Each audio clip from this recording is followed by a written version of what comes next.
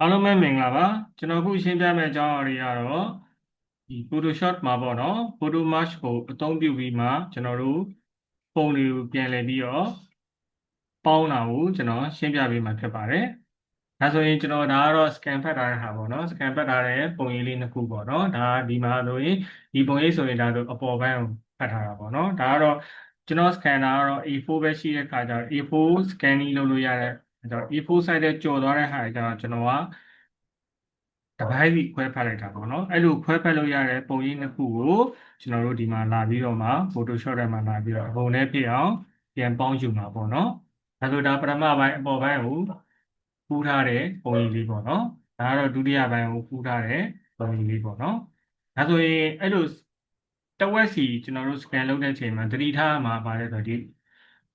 အောက်ခြေလေးတွေပေါ့နော်ဒီမှာဆိုရင်တော့ပုံရိပ်ပထမကူးတဲ့ပုံရိပ်နဲ့ဒုတိယကူးတဲ့ပုံရိပ်ကဒီပုံရိပ်လေးတွေကကျွန်တော်တို့ကဆက်ဆက်မှုရှိမှရပါနော်ဒါကြောင့်မလို့ကျွန်တော်တို့ကတဝက်အတိအကျမဟုတ်ပဲနဲ့တဝက်တဲ့နည်းနည်းလေးကြော်ပြီးကူးပေါ့နော်ဒါဆိုရင်ကျွန်တော်တို့ကြာဆိုနှစ်ပိုင်းပိုင်းထားရင်ကျွန်တော်ဒီအဝါလေးကိုကျွန်တော် margin ထားပြီးတော့ scan လုပ်ထားတာပေါ့နော်ဒီမှာလည်းပုံရိပ်လေးပါတယ်နောက်ဒုတိယတစ်ခုမှာလည်းကျွန်တော်တို့ဒီမှာပုံရိပ်လေးပါတယ်ဒါဆိုဒီပုံရိပ်တစ်ခုကပထမကူးတဲ့ပုံရိပ်ပုံနဲ့ဒုတိယကူးတဲ့ပုံကဒါဆိုဆက်ဆက်မှုကကျွန်တော်တို့ကဒီကောင်လေးပေါ့နော်ဒီအဝါရောင်လေးပေါ့နော်အဝါရောင်ပန်းလေးပေါ့နော်ဒါဆိုရင်ကျွန်တော်တို့ပေါင်းမယ်ဆိုဘယ်လိုပေါင်းမလဲဆိုတော့ကျွန်တော်တို့ file ကိုသွားမယ် file ထဲမှာရှိရဲကျွန်တော်တို့ automate ထဲမှာရှိရဲကျွန်တော်တို့ photo mask ဆိုတာရှိပါတယ်ဒီ photo mask တွေကိုနှိပ်လိုက်တာလည်းကျွန်တော်တို့ dialog box လေးပွင့်လာပါလိမ့်မယ်ဒါလေးကြားပြီပေါ့နော်ဒီမှာတော့ကျွန်တော်တို့ရဲ့၄ယောက်တွေရှိမယ်ဒါကတော့ကျွန်တော်တို့ auto ပဲရွေးမယ်ဒါကတော့ကိုကြိုက်တဲ့ပုံစံတွေကိုဒီမှာရွေးပြီးမှကျွန်တော်တို့ပေါင်းဖို့ရပါတယ်ကျွန်တော်တို့အခု automate ကိုပဲထားမယ်ဒါဆိုရင် source file ပေါင်းမဲ့ file လေးကျွန်တော်ထည့်ရတယ်နော်ထည့်မယ်ဆိုကျွန်တော် browse ဆိုသွားမယ် browse ဆိုဖွင့်မှာဖွင့်ပြီးလို့ချင်းကျွန်တော်တို့ပေါင်းခြင်းတဲ့ပုံလေးပေါ့နော်ကျွန်တော်ကဒီ flower 1 နဲ့ flower 2ကိုပေါင်းကြတာပေါ့နော်ဒါဆိုရင် flower 1 နဲ့ flower 2ကို shift လေးဖြစ်ပြီးရွေးမယ်ရွေးပြီးရင်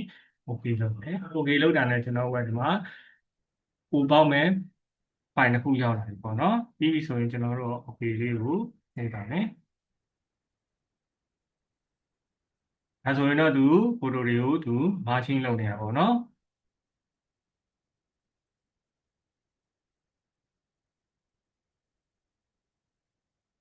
အခုဆိုရင်သူ progress ကပြီးတော့ဖြစ်သွားပြီနော်ဒါဆိုရင်ကျွန်တော်တို့ပေါင်းပြီးသားပုံရိပ်လေးကျွန်တော်တို့အခုရပါပြီဒါဆိုရင်ကျွန်တော်ချိန်ကြည့်လိုက်မယ်နော်ချိန်ကြည့်လိုက်လို့ရှိရင်ဒီပုံရိပ်တစ်ခုဆက်ထားတာကွက်တီပေါ့နော်ဒါဆိုရင်ဘေးနားမှာပို့နေတဲ့ဒီအသားလေးကိုကျွန်တော်ဘာလုပ်လဲဆိုတော့ cropping လေးနည်းနည်းလုပ်လိုက်ရင်ပို့လို့ခြင်းနဲ့ပုံရိပ်ကိုသူ့ site တိုင်းပြန်ရမှာပေါ့နော်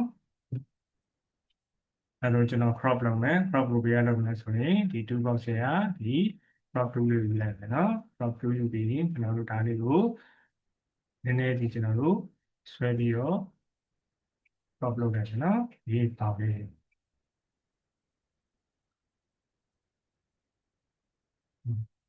အဲဆိုရင်နည်းနည်းလုပ်ဖို့လိုသေးတယ်ဖြူသားလေးတွေပေါ်နေသေးရပါတော့ဒါပြီး အဲတော့ကျွန်တော်ဒီကနေစပြီးတော့ကျွန်တော်တို့ select မှတ်လိုက်မယ်နော် cropping လို့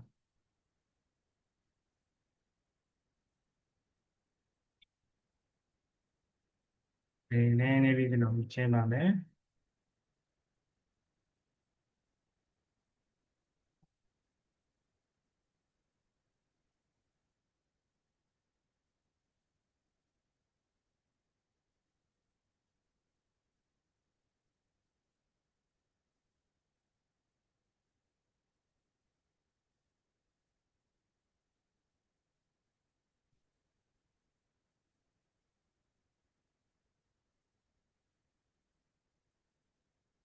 ရပါပြီပြီးရင်ကျွန်တော် enter ခေါက်လိုက်ပါမယ်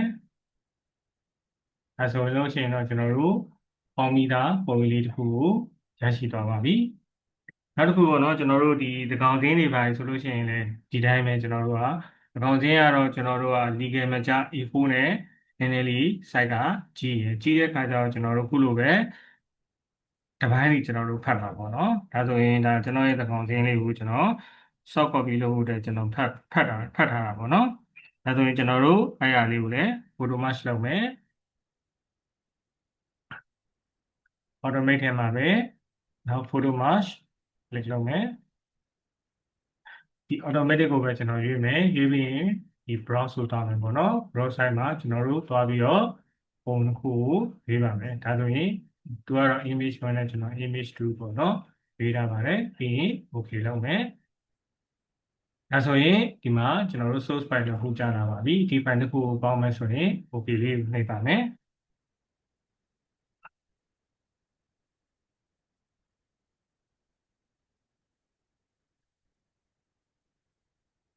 ဒါသူ process လုပ်နေတာပေါ့နော်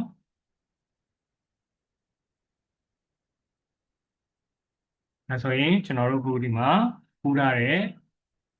ပြန်ပေါင်းထားတဲ့ကျွန်တော်တို့ဒါသကောင်သင်း soft copy လေးကိုရတယ်ပေါ့နော်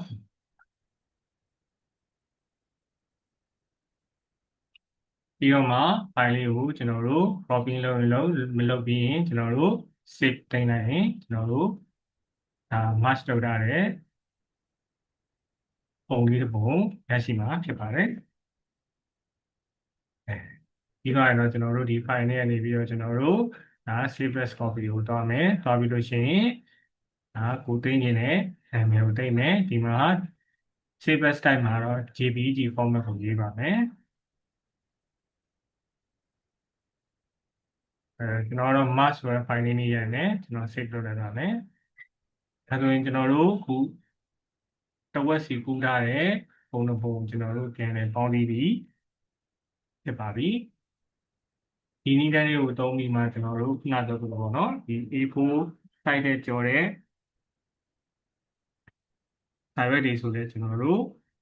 ဒီနည်းလမ်းလေးနဲ့သုံးပြပြီးမှကျွန်တော်တို့ပြန်လည်ပေါင်းစည်းလို့ရပါတယ်အားလုံးကျေးဇူးတင်ပါတယ်